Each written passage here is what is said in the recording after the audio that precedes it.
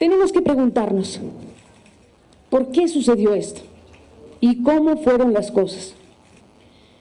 Tenemos que preguntarnos, ¿por qué sucedió esto? ¿Y cómo fueron las cosas? El pasado viernes 4 de febrero, en mi libre derecho a la expresión, formulé un comentario editorial que aludía a un incontrovertible hecho noticioso. A raíz de lo ocurrido en la Cámara de Diputados el día anterior, cuando un grupo de legisladores exhibió una manta con la foto de Felipe Calderón con los ojos enrojecidos en la que se leía: ¿tú dejarías a un borracho conducir tu auto? No, ¿verdad? ¿Y por qué lo dejas conducir al país? Naturalmente se produjo una gran rispidez que orilló a suspender la sesión en el recinto legislativo. Había ahí ya una historia que contar a nuestras audiencias. Mi compañero Omar Aguilar presentó con gran profesionalismo ese hecho noticioso con pulcritud, con claridad y con suficiencia. Jamás ocultó ni la manta, ni el contenido de la manta, ni a los autores de la manta. No truqueó nada para que los televidentes y radioescuchas no se enteraran de lo que decía la manta. No trampeó con nadie y presentó al público, como el público merecía, todas las expresiones que en diferentes sentidos se emitieron al respecto. Nuestro auditorio quedó perfectamente informado del acontecimiento y con elementos suficientes para hacer su propia valoración de las cosas. La información presentada me sirvió a mí de base para formular el citado comentario editorial. Dejemos a un lado la caricatura, dije. Tomemos el asunto con seriedad. E hice algunas otras consideraciones y terminé con un cuestionamiento formal a las autoridades. ¿Tiene o no problemas de alcoholismo el presidente de la República? Yo no tengo manera de corroborarlo, pero si fuera el caso sería algo delicado que deberíamos saber. No hay nada de ofensivo en la interrogante, especialmente si se trata de algo que de existir afectaría por su naturaleza la toma de decisiones que impactan en todo momento a millones de personas en el país.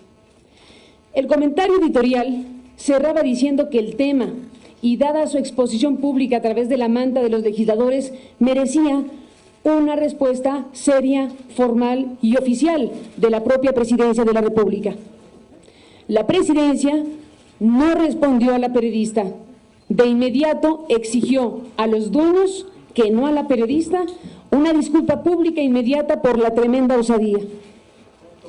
Demostró con ello un grado de irritabilidad e intolerancia que por sí mismas hablan de algún tipo de problemática, que por supuesto también debe ser analizadas.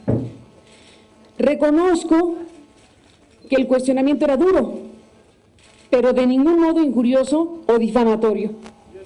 Tampoco se transgredía en ningún punto al código de ética que ha sido aludido.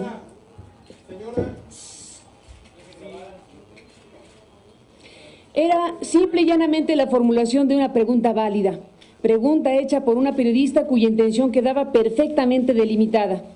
El estado de salud y grado de equilibrio de un mandatario, por supuesto que es un asunto de claro interés público.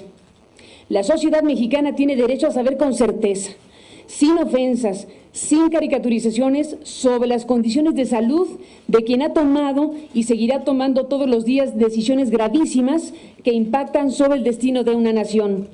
Y vaya que se ha impactado el destino de la nación las decisiones tomadas desde Los Pinos en este sexenio. El motivo de mi despedida, se dijo, fue haberme negado a ofrecer una disculpa y haber transgredido el código de ética de la empresa, cosa que es falsa y se convirtió solo en una coartada. En este momento, no solo no rectifico, ni me disculpo porque no hay nada que disculpar, sino por el contrario, ratifico la pertinencia de que la Presidencia de la República se manifieste al respecto.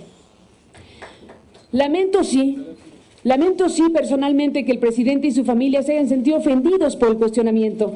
No hubo ni hay formulación de mi pregunta ninguna intención o ánimo de ofender. Lamento que ellos se hayan sentido ofendidos.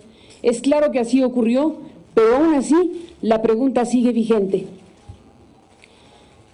El ejercicio del poder hace que las figuras públicas sean sujetas a escrutinios e interrogantes a las que no estarían sujetas otras personas por razón precisamente de sus responsabilidades y del impacto de sus decisiones. En una democracia, esto forma parte del juego.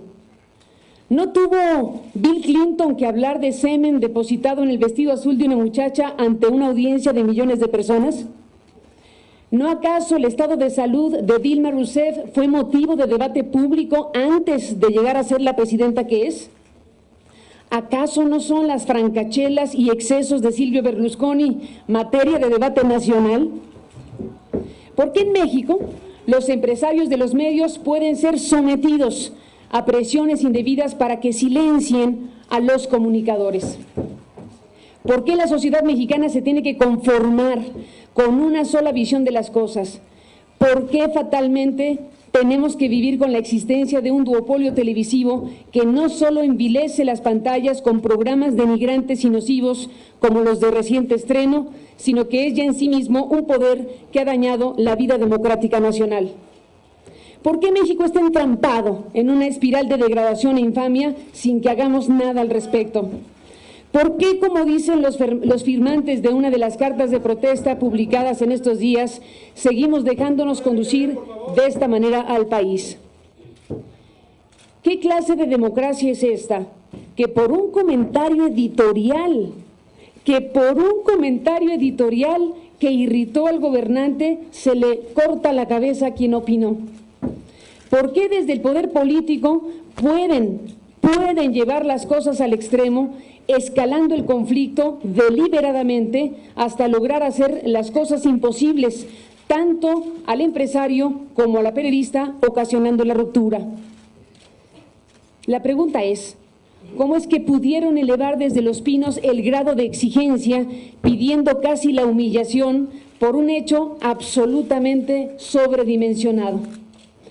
¿Cómo es que un empresario a quien tenemos por decente lo llevaron a comportarse de esa manera? ¿Cómo pudieron lograr que se sintiera obligado a tal punto como para exigirme la lectura de una carta, obviamente no escrita por mí, en términos que me eran ajenos y por supuesto no empataban con lo que dictaba mi conciencia, para satisfacer la ira presidencial?